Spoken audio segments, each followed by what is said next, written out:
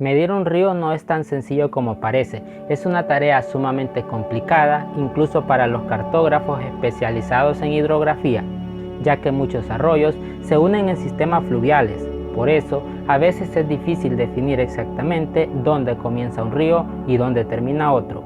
Además, aunque la forma más habitual de medir un río es por su longitud, la magnitud de un río también puede medirse por su volumen. Esto hace todavía más complicado decidir cuál es el río más grande del mundo.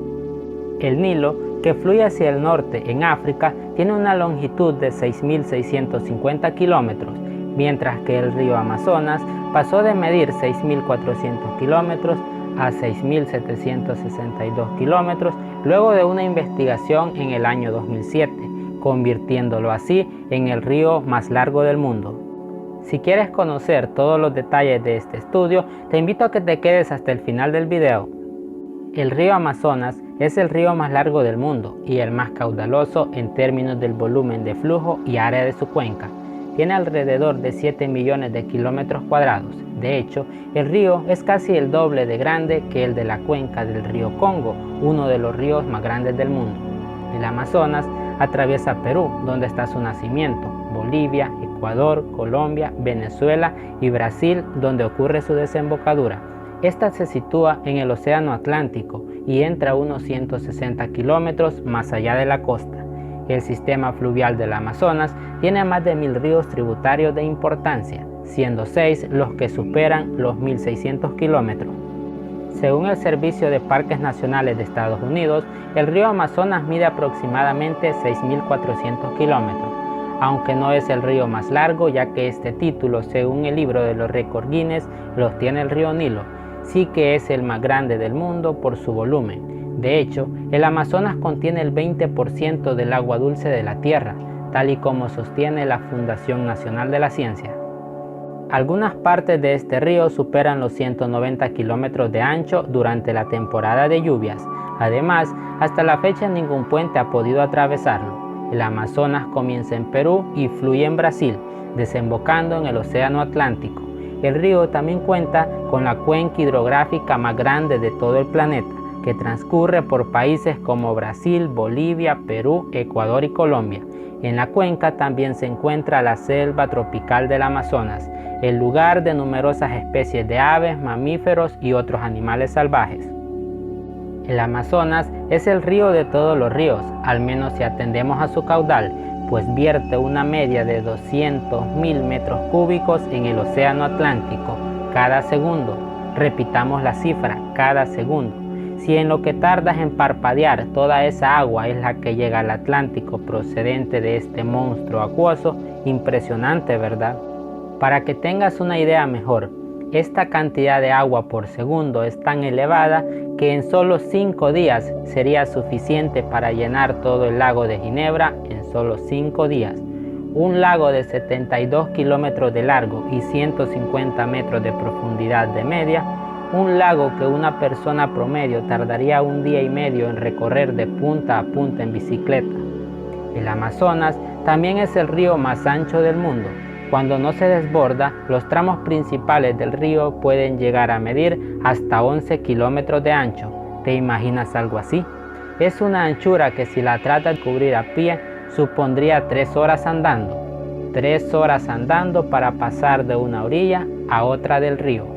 Sin embargo, el Nilo se disputa el título del río más largo del mundo, a pesar de que el Amazonas es 60 veces más caudaloso que el Nilo. Veamos por qué. El Nilo fluye desde África Oriental hacia el mar Mediterráneo. Según el Servicio de Parques Nacionales de Estados Unidos, es el río más largo del mundo, con 6.650 kilómetros. Entre los países que atraviesa el Nilo se encuentran Egipto, Sudán, Eritrea, Etiopía, Uganda, Kenia, Tanzania, Ruanda, Burundi y la República Democrática del Congo. Además, más de 300 millones de personas dependen actualmente del Nilo para su suministro de agua y el riego de sus cultivos. Medido desde su delta en Egipto hasta la cabecera de su afluente más lejano, en Burundi, el Nilo tiene una longitud equivalente a la distancia aproximada en línea recta de Nueva York a Helsinki. El Nilo atraviesa 11 países en África nororiental antes de desaguar en el Mediterráneo. Sin embargo, su caudal es solo un 1.5% al del Amazonas.